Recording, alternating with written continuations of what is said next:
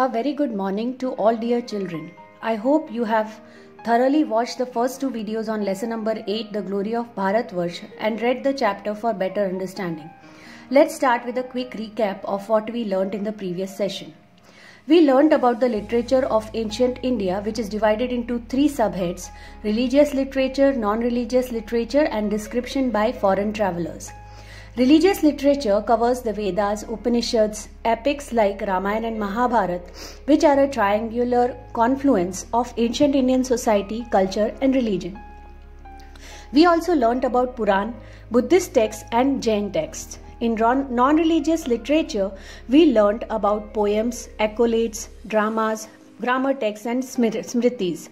We also learnt about inscriptions that inform about administration during that time and ethical rules followed. We learnt about the people who visited our country and wrote travelogues and gave a unique description of Indian social life, rulers and culture of that time. Last but not the least, we learnt about how people found new land and sea routes for trading and the commodities exported and imported at that time. So let's dive into today's session and learn about the paintings in ancient India.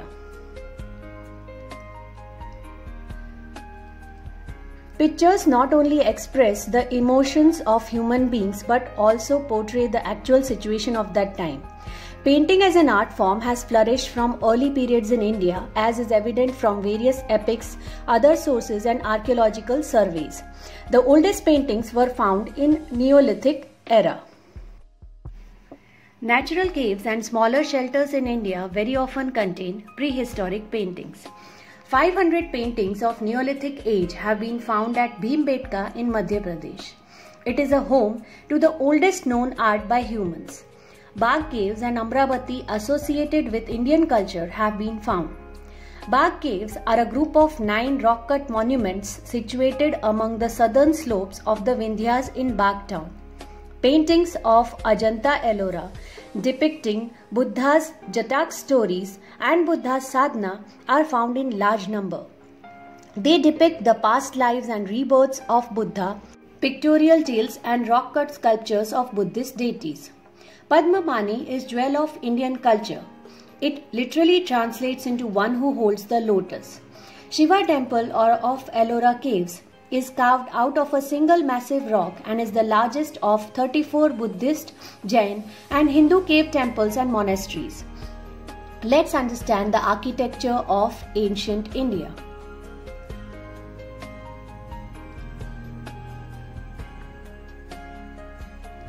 Town planning of Harappan civilization proves that they lived a highly civilized and developed life.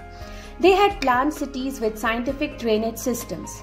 Uniformity in baths, granaries, industrial units and rainwater harvesting are the best examples of engineering of ancient India. It includes cave architecture, temple architecture and architecture of places. Cave architecture is also called rock-cut architecture.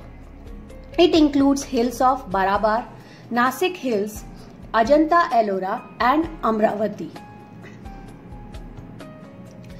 Talking about sculpture of ancient India, let's learn about the art forms. Art is not what you see, but what you make others see. Art of making idols was fully developed in ancient India.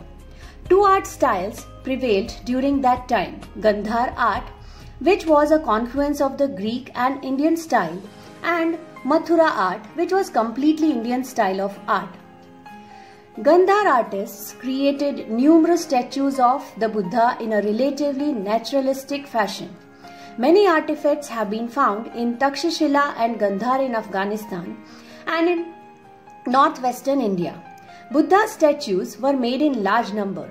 Buddha statues have been found in Bamiyan and Charsoda in this style. These caves were originally used by Buddhist monks for meditation and retreats. Mathura art was the style of Buddhist visual art that flourished in the trading and pilgrimage centers of Mathura. It was completely Indian style of art in which Buddha statues as well as idols of Hindu deities were made.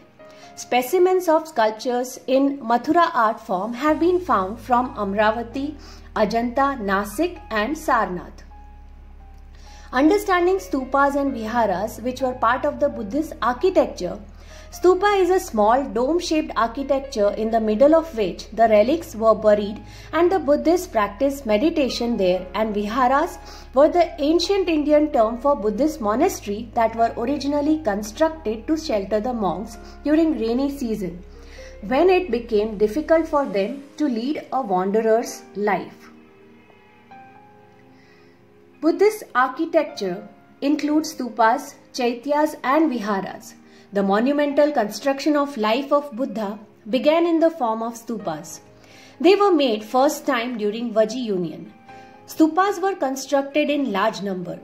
Ashoka's Sanchi Stupa, which is known for its 4 lions standing back to back, Stupa of Lumbini, which remains an important place of pilgrimage, and Stupa of Sarnath, which is said to be the place where Lord Buddha gave his first sermon to the 5 deities, are very famous. Kings of Shang dynasty constructed wooden work around stupas. Kanishka got a huge stupa constructed in Purushpur called Shahji Ki Deri. Path around the stupas is constructed for pradakshina. Chaityas are a major center of Buddhist art. In chaityas, columns, doors, huge prayer halls were carved and given shape of a temple. The chaityas of Amravati, Bhaj and Karla are world famous as they consist of an apsidal hall stupa. The columns slope inwards in the imitation of wooden columns that would have been structurally necessary to keep the roof up. Jain and Buddhist monks studied in viharas. Yun Sang wrote about hundreds of viharas in North India and Gujarat. The statues of Gomteshwar in Shravan Belgoda is associated with Jain architecture and is world famous. It is the tallest monolithic statue in the world, carved out of a single block of granite. A number of caves are located in Gujarat. Khambaleda caves. These caves are situated at the foot of small hillocks on the banks of a spring. They are carved out of limestone rocks. Dhak caves in Rajkot. They were cut out of calcareous sandstone outcropping during the regime of the Western satraps. The caves are influenced by Buddhist and Jain cultures. Uparkot caves in Junagadh are ancient man-made caves that were used as monk quarters. Khapra Kodia caves are the plainest and oldest of all caves in the group. And Bawa caves in Junagadh, which are also known as Bawa Pyara caves, contain artworks of both Buddhism and Jainism. Talaja caves in Bhavnagar are rock cuts and carved into deserted conical rocks. Sana caves in Gir Somnath is a group of 62 Buddhist rock shelters that have been carved out of soft rock. Let's move on to education in India. When we look into the civilizations that existed in ancient India and the way they lived, it seems that higher education and technical education has been imparted in India since 4000 years. Many educational remains have been found in Mohenjo-daro.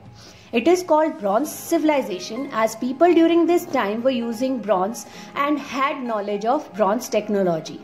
Chemistry, civil engineering and mechanical engineering were prevalent in India since the time of Harappan culture. All this can be seen in the way forts, houses, baths and roads were made. Secondly, the development of textile and shipping also makes the information relevant. Elements of religious training and imparting of traditional knowledge was done by sages and scholars orally. The remains of Vidyapeeths have been found. In ancient India, both formal and informal ways of education existed. Takshashila near Gandhar region was a great educational pilgrimage that taught ethics, Sanskrit, grammar, astronomy and astrology, Hinduism and philosophy. Great philosophers like Panini, Chanakya, Chandragupta, Jivak have been renowned from these educational institutions. A Buddhist center of learning, the famous educational institution in Bihar was Nalanda University, that attracted scholars and students from as far as China, Greece, and Persia. Chinese monk Hunsang visited it. Hindu and Buddha philosophies were taught here. Nagarjuna of Nalanda Vidyapith was a great chemist who used ash of mercury as a medicine for the first time. A great Vidyapith was there in Vallabhi of Gujarat in 6th or 7th century. Hunsang has written about this university in his travelogue. The system of admission in this university during ancient time consisted of entrance exam, written examination and then interview. That means modern educational system was prevalent at that time also. Hinduism, Buddhism, Jainism along with meditation, astrology and astronomy were taught here. In Bengal, two Vidyapiths namely Vikramshala and Odantapuri existed where a large 3-storied library of Buddhism was built. Vikramshila was one of the largest Buddhist universities and is known to us mainly through Tibetan sources. Odantapuri was a Buddhist Mahavihara in what is now Bihar. It seemed as a model and inscription for Tibetan Buddhists. Ancient Indians were the earliest issuers of coins in the world, along with the Chinese and people from Middle East. Coins represent prosperity of India in past. Oldest coins are known as Punchmark coins of 5th century BC. Made of silver of a standard weight, these coins had different markings. Indo-Greek rulers introduced special kind of gold coin with king's mark. His photo and his time was also mentioned. Samudragupta's coin with him playing veena and killing lions suggests that he was an accomplished poet and also played music. Chandragupta with his picture along with Queen and Garud depict the various facets of Gupta rulers, personal and social life. Chandragupta II, also known as Vikramaditya coins, depict his martial spirit and peacetime pursuits. Saint Vikram and Garud flag coins have been found in large numbers. They give information about India's prosperity as they are mostly made of gold. India's great cultural heritage is unique throughout the world. So dear children, with this we come to the end of this session as well as this chapter. Watch all 3 videos for complete understanding of the chapter. Read the chapter thoroughly. Our culture is our identity and personality, and it gives us spiritual, intellectual and emotional distinction from others. So be proud of our culture. Stay home, stay safe. Thank you.